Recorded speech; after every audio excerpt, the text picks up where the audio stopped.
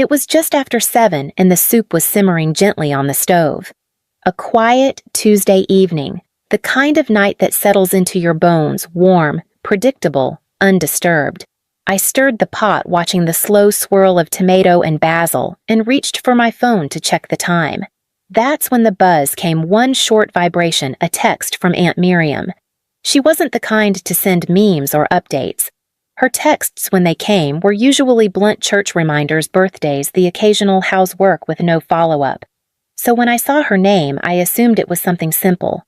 Maybe she'd found an old picture from one of our chaotic Thanksgivings. Maybe she was checking in early for Christmas plans. I wiped my hand on the towel and opened the message. There was a video. No caption. Just a shaky, vertical clip. For a second, all I could see was the corner of someone's couch, part of a coffee table, and what looked like my mother's shoulder in the background. I almost closed it. I thought maybe it was a pocket recording, a mistake. But then I heard the voices, clear as day. Claire should be grateful, my mother's voice said, sharp, casual, like she was commenting on the weather. She'd be nothing without us. I stopped stirring. My heart didn't race. It slowed, like something inside me paused to listen better. A total disappointment, my father added with a dry little chuckle. But hey, at least she pays the bills. There was laughter then, familiar, overlapping, careless. My hand tightened around the phone. If she ever stops sending money, Aunt Miriam's voice chimed in, the same aunt who'd just sent this clip will guilt her again. She's too soft to say no. The soup boiled over. I didn't notice. They weren't whispering. They weren't even trying to hide it. It wasn't a joke. They weren't acting. They were talking about me, Claire. Not some cousin, not a hypothetical, not some old story taken out of context. Me. The girl who had paid her parents' rent for 5 years, the one who covered Eli's tuition twice, the woman who quietly wired $400 just last month for a roof issue that magically aligned with Mom's birthday dinner. I couldn't move. Then, just as suddenly, it vanished. This message has been unsent. Aunt Miriam had realized what she'd done. She tried to take it back, but it was too late. I didn't move, didn't breathe. I just stood there, the spoon still in my hand, the pot long since boiled over tomato bubbling down the sides in slow, messy streaks. The kitchen filled with the scent of scorched herbs, but I didn't smell it. All I could hear were their voices. Claire should be grateful. She'd be nothing without us. A total disappointment. Too soft to say no. I wasn't crying. That's what surprised me. I wasn't even angry, just hollow. Like the words had carved out something that had already been fragile and left it echoing. I set the phone down on the counter gently, like it might shatter. The silence after was deafening. I sat at the table and stared at nothing. It had always been like this, hadn't it? Not loud, not obvious, just constant, quiet little withdrawals from the account of my dignity. Guilt wrapped in kindness, obligations disguised as family. The first time I sent money, Dad had just lost a contract. I was 25, still eating cereal for dinner 3 nights a week, but he needed help with rent. I sent it. Without question. When Eli dropped out of college and blamed mental exhaustion, Mom called crying. He just needs a break, she said. He'll go back soon. He didn't. But I still made payments for the next 2 semesters. They needed help with car insurance, then with the roof, then the medical bills. Somehow it was always when I'd just gotten a bonus or my tax refund or a small raise at work. And I always said yes. Because they were my family, and that's what family did. Right. The words from the video ran on a loop in my head louder than reason. She'd be nothing without us. We'll guilt her again. She's too soft. And the worst part, the part I hated admitting, was that they weren't wrong. Not about that. I had been too soft. I had never said no. Not once. I told myself it was because I was strong, because I could take on more, that maybe if I held things together just a little longer, they'd see it, they'd appreciate it. But they didn't see me. They only saw what I gave. And now they thought I hadn't seen the video. They probably laughed it off already. Aunt Miriam must have deleted it the second she realized. Maybe she even called Mom afterward, told her not to worry. Claire didn't see it, I imagined her whispering. She's still in the dark. They didn't know I'd watched every second, and that was the one thing I still had. So I stayed silent, not out of fear, but because silence now was power, and the rent was due again in 3 days. This time I wouldn't just send it out of habit. This time I'd wait. Thursday morning came with the kind of quiet I used to treasure. I woke to sunlight creeping past the blinds, filtered and soft. My apartment was still, and for once, so was my mind. Coffee brewed in the kitchen, familiar and grounding. I moved through the motions, pour, stir, sip, but underneath it all, something had shifted. I wasn't the same Claire I had been 3 nights ago. My phone buzzed just after 9 a.m. Mom. Morning, sweetheart. Just thinking of you. Hope your week's going okay. It was almost funny how carefully she crafted these texts, like dipping a hook in honey before casting it out. She never texted me just to check in. There was always something else. And sure enough, 10 minutes later, another message. By the way, rent's due tomorrow.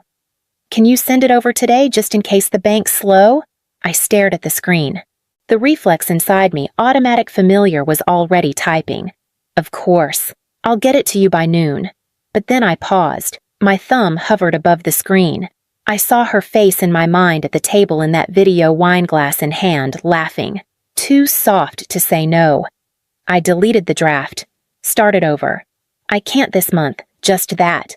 4 words. No apology, no explanation, no smiley face to soften the blow. I hit send and set the phone down face down next to my coffee. A full minute passed. 2. Buzz. What do you mean you can't? There it was, immediate, sharp. No. Are you okay? No curiosity, just disbelief. Another buzz. Claire, this is serious. We're counting on you. You know we don't have another option right now. I didn't reply. I let her words sit there unanswered, like they'd sat on me for years. A few minutes later, another message. Aunt Miriam. Hey, honey, your mom is freaking out. Is everything okay? That almost made me laugh. I had been sending money to these people for years, and the one time I didn't jump at the request, their world tilted. Not once did they ask if I was okay.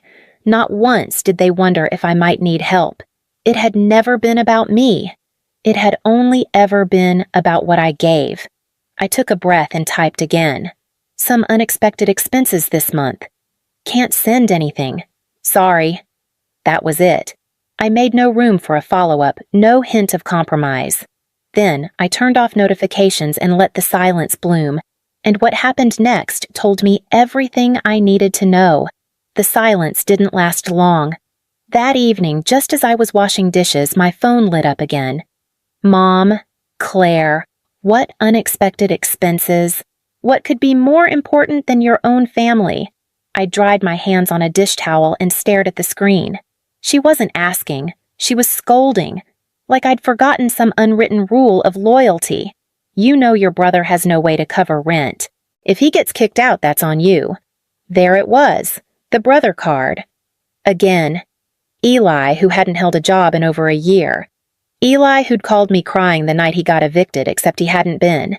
He just wanted money for concert tickets. I'd sent it anyway. My fingers hovered over the screen, but I didn't type. Not yet. Buzz. We raised you, Claire. We took care of you when you had nothing. Is this how you repay us? My jaw clenched. When I had nothing, I took care of myself. I worked 3 jobs through college. I skipped meals, skipped holidays, skipped sleep. They didn't raise me. They raised their expectations of me. Another buzz. Aunt Miriam. Sweetheart, don't do this. We're family. Your mom's just upset. You know how she gets. Just send the rent and everything will be fine. Fine for who I stepped away from the phone and poured a glass of water, sipping slowly, watching the second hand on the wall clock tick by. Every message made one thing clearer. It wasn't love that tied us together. It was dependency. And the moment that thread frayed, the guilt came rushing in like a dam breaking. Then the screen lit up again, but this time not with a text. A voice message. From Miriam. I stared at it for a long while. She'd never sent one before. She was old school. phone calls or carefully worded texts with too many commas. But this was something else. I tapped play. Her voice came through tight and clipped. Not angry, controlled. That was worse. Claire, I don't know what kind of game you think you're playing, but it's not funny. Your mother is losing her mind. Your dad is furious, and honestly, I don't blame them. She took a sharp breath. You've always been, well, a little ungrateful. But this is beyond selfish. You have a good job. You don't even need that money. Your family is struggling, and you just wake up one day and decide you don't care anymore. There was a bitter laugh in her voice. You owe them, Claire. After everything they've done for you. They gave you life, and now you're just going to walk away. Pretend they don't exist. My hand tightened around the glass, but I didn't pause the message. And don't think they'll just forget this. If you really want to be that kind of person, fine. But don't come crawling back when you realize how much you need them. Because once you cross this line, her voice dropped lower. There's no coming back. The message ended. I stood still. No tears, no scream, only quiet, and something deeper than anger. Something colder than grief. Clarity. They didn't love me. They didn't see me. I was a transaction. And the moment the transaction stopped, I became disposable. I placed the glass in the sink, calmly, and picked up my phone. There were more messages waiting, but I didn't read them. The knock came early. Too early. That half-light hour where the world hadn't quite made up its mind whether to wake or keep dreaming. I was still in my robe, cradling a warm mug, staring out the kitchen window. It came again, louder, sharper.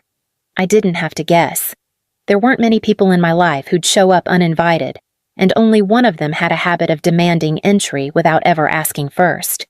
I walked slowly to the door. No rush. I let my hand rest on the knob for a second, grounding myself. Then I opened it. There he was. Eli. Wrinkled hoodie sweatpants that hadn't seen laundry in weeks. Hair, wild. Eyes red-rimmed, whether from anger, lack of sleep, or both, I couldn't tell. Are you serious right now? He snapped. What the hell is going on with you? I didn't answer right away. I just leaned lightly against the doorframe. Good morning to you too, I said quiet. He scoffed, running both hands through his hair like he was trying to hold his skull together. Don't do that. Don't act like this is no big deal. You blocked Mom. You blocked Miriam. You didn't send rent. You're just cutting us off.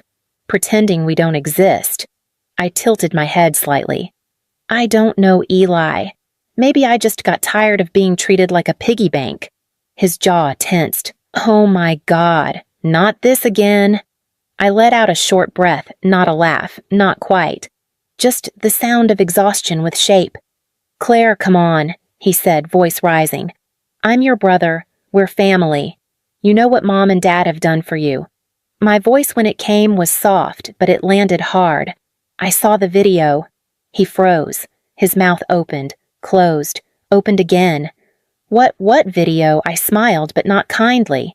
You know exactly what video.